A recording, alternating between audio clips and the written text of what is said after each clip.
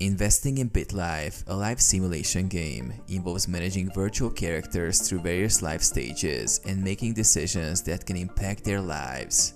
Here's how you can invest in BitLife. Start a new life. Begin by creating a new character and making choices for their upbringing, education, career, and relationships. Choose investments wisely. Throughout the game, you will encounter opportunities to invest in different assets, such as real estate, stocks, and businesses.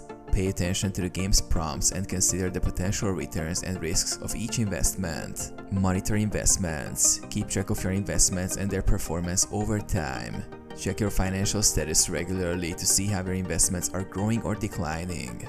Diversify your portfolio. Spread your investments across different asset classes to minimize risk. Consider investing in a mix of stocks, real estate properties, and other assets to achieve a balanced portfolio. Take calculated risks. While investing, be prepared to take calculated risks to potentially earn higher returns. However, avoid making reckless decisions that could lead to financial losses.